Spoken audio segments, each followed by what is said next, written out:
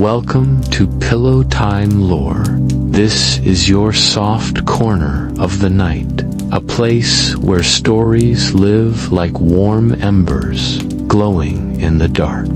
Before we begin, take a moment to slow down. Let your body melt into whatever holds you, your bed, your chair, or that cozy blanket wrapped around your shoulders. Feel how the day begins to drift away, piece by piece, as if it never belonged to you in the first place. Outside your window, the night is calm. The world has quieted down, and the sky has dressed itself in stars.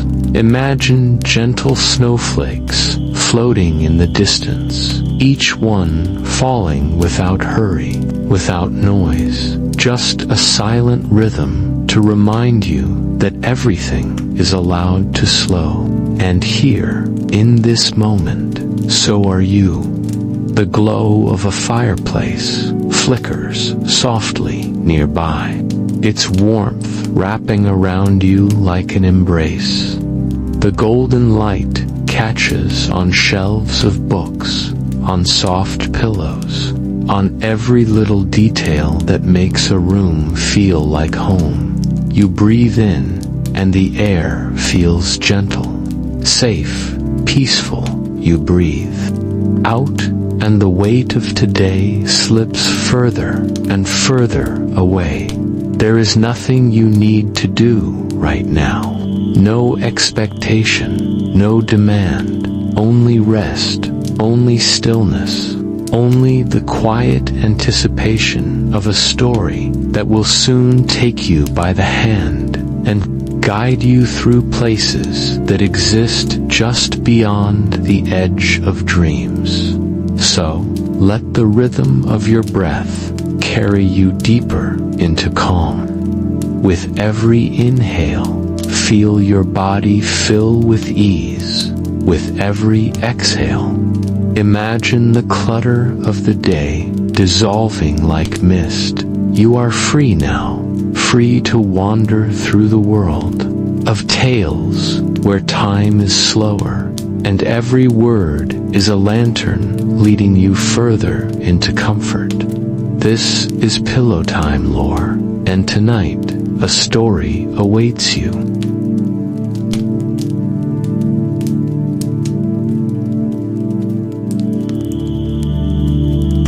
It was just another night, quiet and uneventful, when Maya leaned against her bedroom window with a cup of tea in her hands, staring at the street below.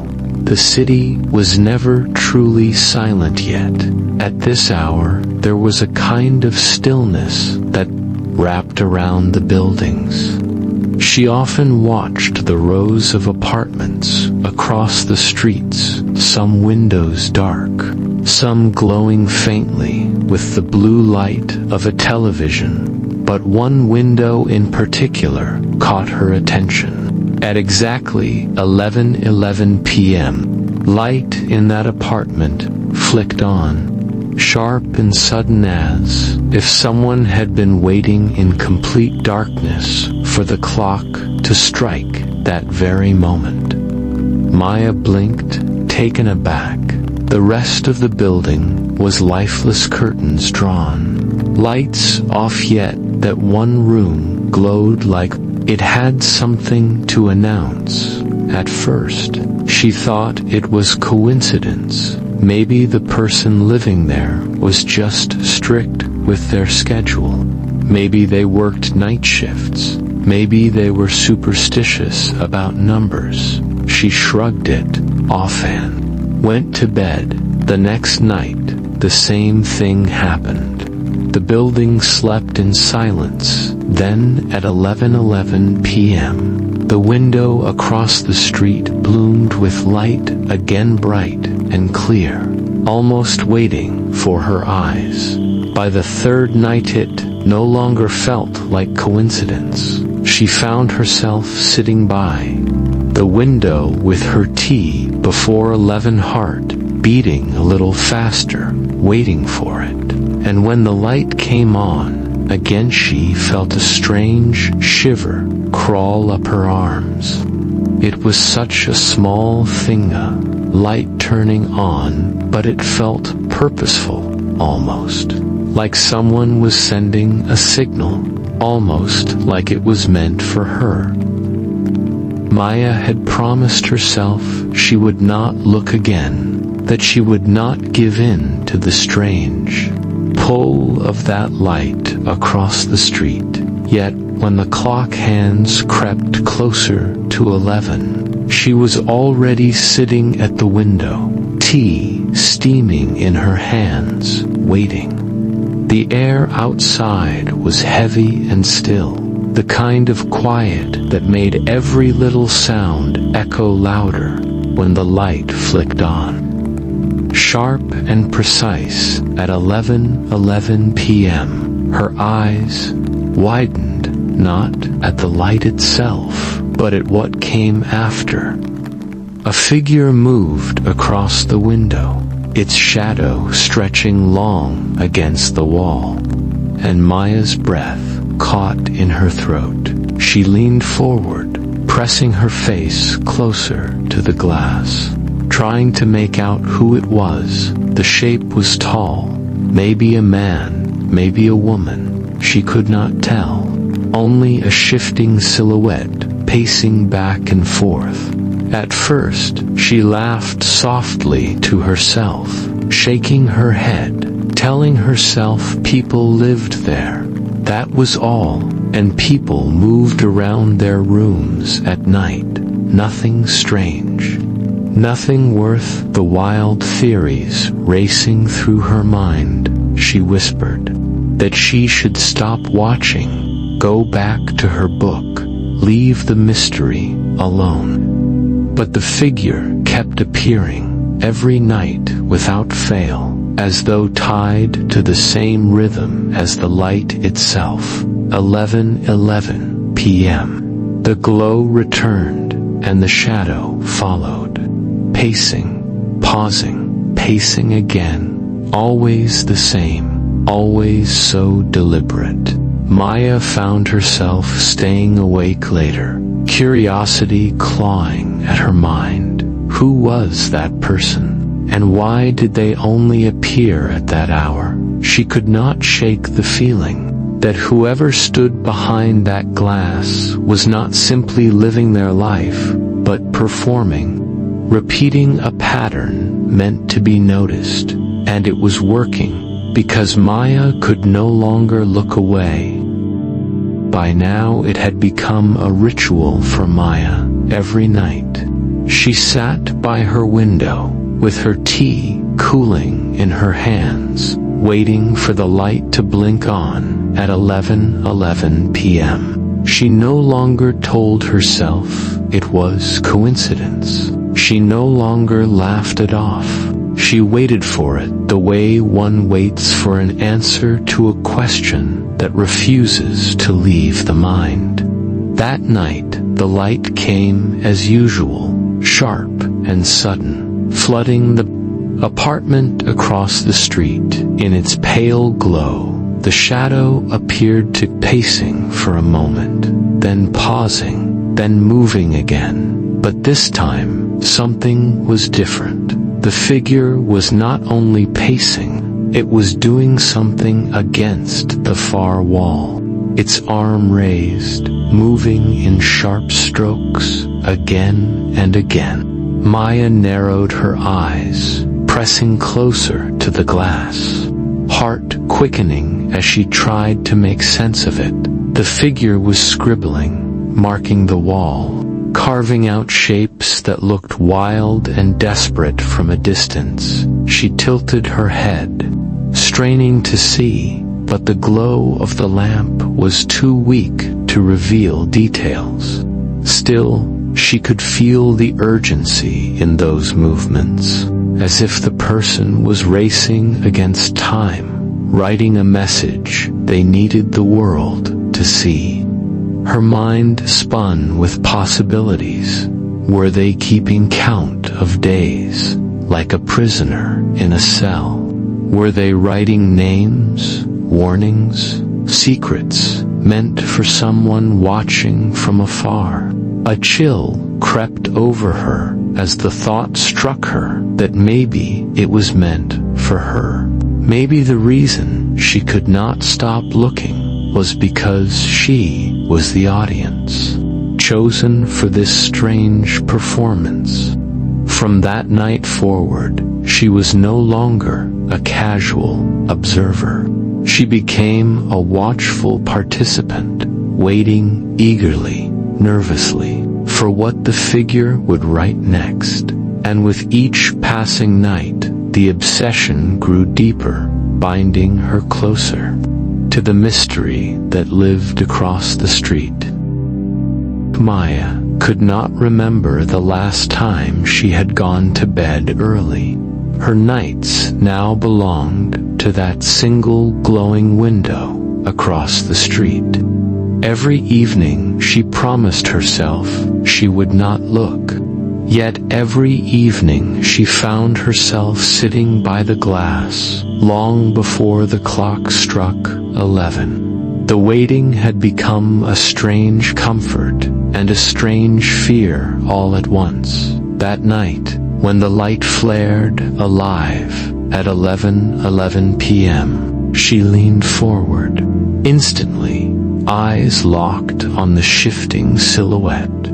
The figure paced for a while, then stopped near the center of the window, motionless, as if aware of being watched. Maya's breath grew shallow as the figure slowly lifted an arm and, to her horror and fascination, waved directly at her. She froze, heart hammering so hard it felt like the sound filled the room. Had she imagined it?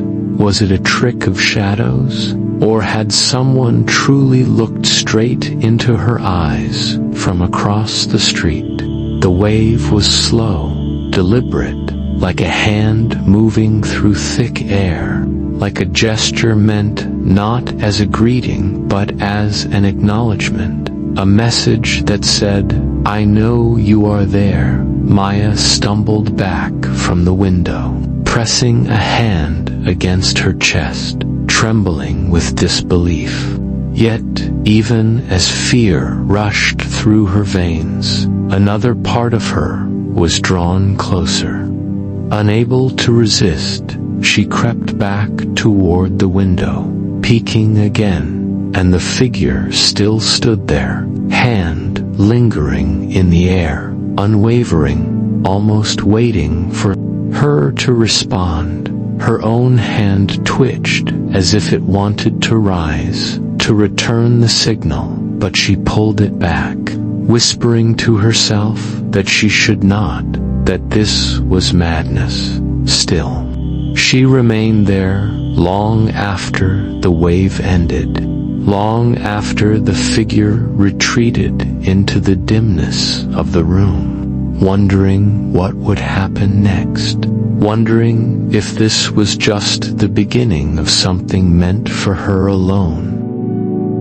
The wave haunted Maya's mind long after that night. She replayed it over and over, the slow hand moving through the dim light, the undeniable feeling that it had been meant for her. By morning, her curiosity had grown too heavy to carry alone. She told herself she needed answers, that she would go see the building with her own eyes, and maybe then she could put the strange obsession to rest. The next afternoon, she crossed the street and stood before the apartment block.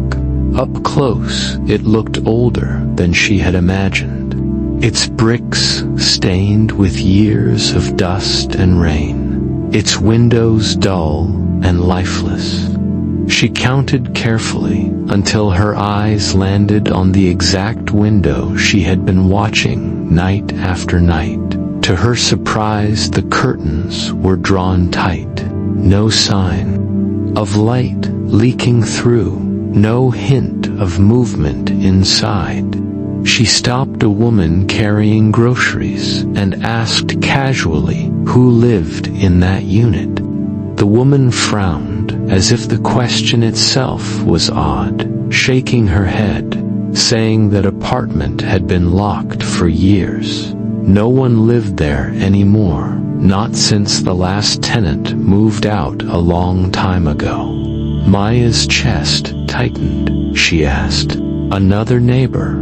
Then another, each one giving the same answer, their voices flat and certain, insisting the place was empty. One older man even laughed, saying the landlord never bothered renting it again because of broken wiring and a leaking ceiling. Maya walked away with her thoughts spinning in chaos. If the apartment was empty, then who was pacing in that room every night? Who was scribbling on the walls?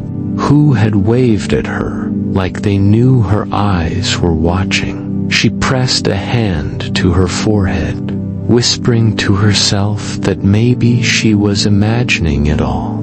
Maybe it was her mind creating ghosts out of loneliness. Yet, as the evening crept closer, she knew she would return to her window again, waiting. Because, deep inside, she could not shake the truth her heart believed, that someone was still there, watching her as surely as she watched them. That evening, Maya returned to her usual spot by the window. Her room glowed softly with fairy lights, stacks of books spilling across the shelves, and the faint scent of tea lingering in the air. She hugged her knees to her chest, trying to steady her racing heartbeat, but her eyes were drawn again to the same apartment across the street. At exactly 11:11, the familiar glow appeared in the window. This time, however, the shadow moved differently. It stopped pacing, and Maya's breath caught in her throat as she saw it hold something in its hands. A piece of paper, trembling slightly, catching the light from the apartment. She leaned closer, squinting, and her stomach dropped. On the paper, glowing faintly, were the words, "Help me." Her heart thudded violently. Fear clawed at her chest, yet curiosity pulled her forward. Who had written it? How did they know she was watching? Every rational thought fled as the words burned into her mind. The figure repeated the motion, holding the paper high as if begging for her attention.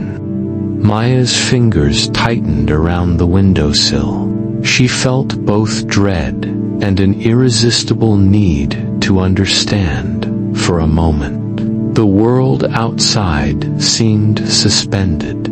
The rain lightly tapped the window, the distant city noises muted, the warm fairy lights around her room casting soft shadows. And yet, the plea on that paper was real, urgent, impossible to ignore. Maya sank back slightly, her mind spinning with questions she couldn't answer. Whoever it was, they were trapped in some way, reaching out through the impossible distance between them. She knew then that this was no longer a curiosity, no longer a game. Something had changed. Someone needed her. Maya finally decided she could not keep the story to herself any longer. The weight of what she had seen, the shadow, the writing, the wave, and now the desperate message. It was too heavy to carry alone. So one afternoon, she sat with her two closest friends at a small cafe, her voice trembling as she told them everything from the first flicker of light to the latest chilling sign. At first they listened, wide-eyed and silent. But then the laughter came, not cruel, but sharp enough to sting. One friend leaned back, grinning, saying she had been reading too many thrillers, that her mind was tricking her, that no one lived there. Everyone in the neighborhood said so, after all. The other shook his head, insisting it sounded like stress, like the kind of thing a lonely night could create in the imagination. Maya forced a weak smile, pretending to laugh along, but inside her chest ached with frustration. She wanted them to understand the fear she felt, the way her skin prickled when the shadow moved, the way her heart raced when the wave came, the way the words on that sign burned into her memory. But no matter how much she tried to explain, they only smirked and called it her little ghost story.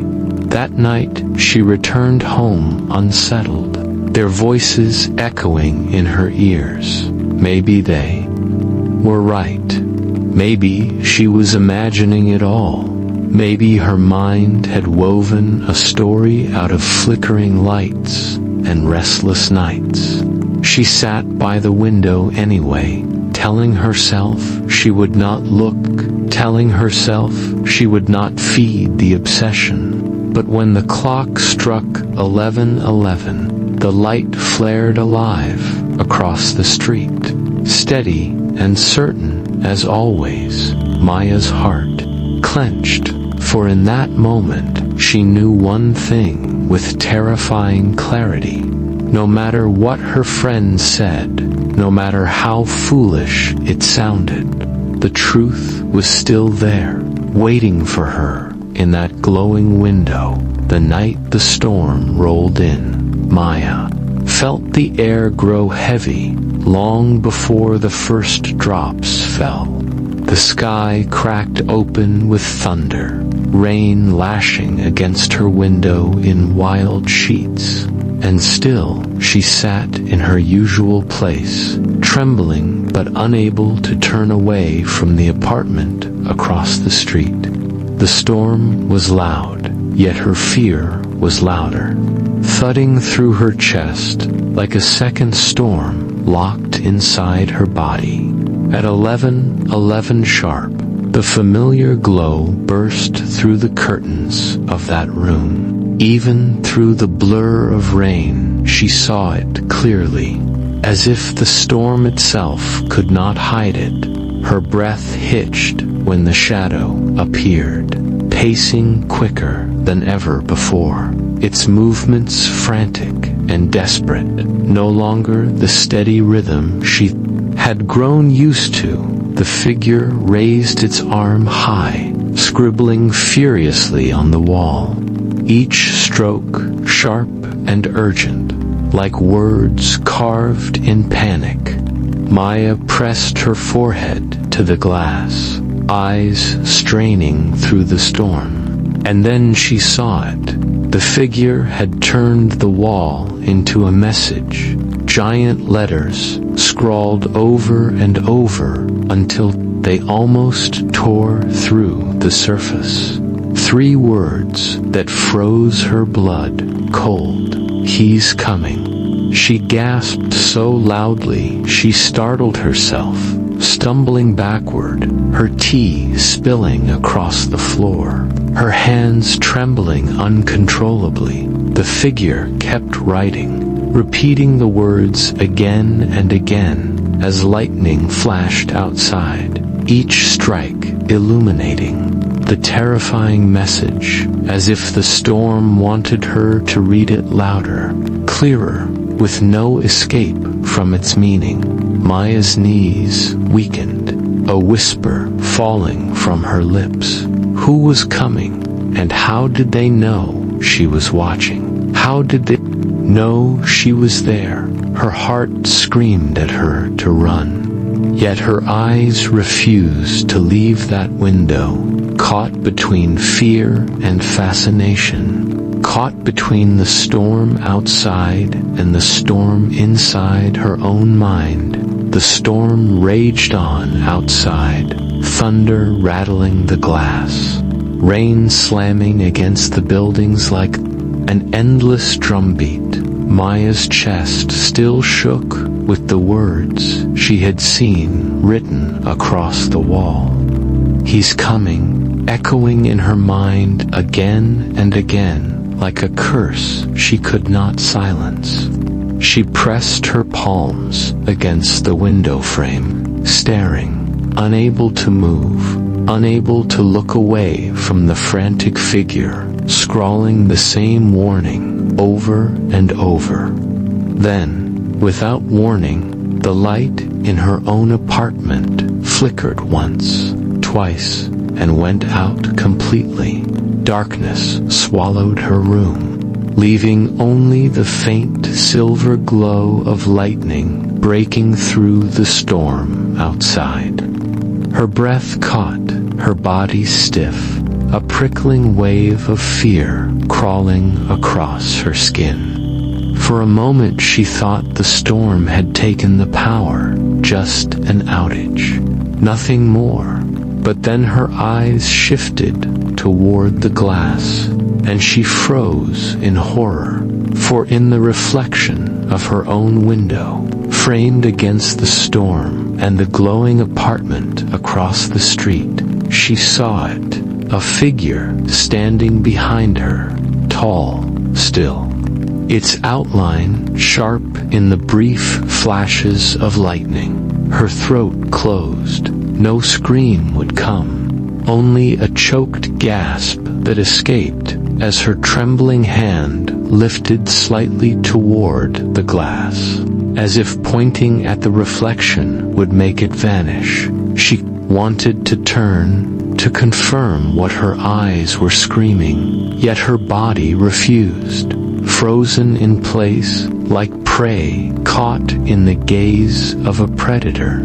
The figure in the reflection did not move, yet its presence filled the room, thick and suffocating. Maya's heart pounded, her vision blurred. The world tilted around her as darkness pressed against her mind.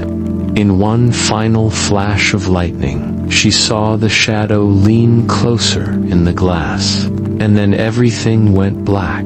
Her body collapsed into the silence, the storm raging on without her, carrying her into a darkness she could not escape. Maya woke to a sharp ache in her wrists, the cold bite of rope cutting into her skin. The air was thick and damp, every breath carrying the taste of rust and dust, and her head pounded as if the storm itself had struck her down. She tried to move, but her body was bound tightly to a chair, ankles tied, wrists pulled behind her back, her entire frame trembling. In the dark, the room around her was silent, except for the dripping of water somewhere unseen, each drop echoing like a clock she could not see. She blinked, trying to adjust her eyes, but the darkness was so complete that she could not tell if the walls were near or far, if she was in a room or in some endless void. Her chest tightened as panic spread, the thought striking her that maybe this was no longer reality. Maybe she had slipped into a dream that had no waking end. She swallowed hard, whispering her own name as if to anchor herself, but the sound was weak, hollow, eaten instantly by the shadows that pressed against her. The silence broke suddenly, a faint hum, then a burst of brightness as a small square of light appeared across the distance, too far to touch, yet perfectly visible to her straining eyes. Her heart stopped when she realized what it was, the familiar apartment window across the street. glowing once more, as if nothing had changed. And there, beyond the storm's dying whispers, the flicker returned, steady and cruel. The same pattern as always, unbroken, undeniable. She craned her neck, heart racing, watching the numbers of a broken digital clock glow on the wall across the way. The crimson digits, cold and final, 1111, blazed against the darkness, its red light cutting through her soul. And in that moment, Maya no longer knew if she was awake or lost forever. Only that the signal had returned, and it was waiting for her still.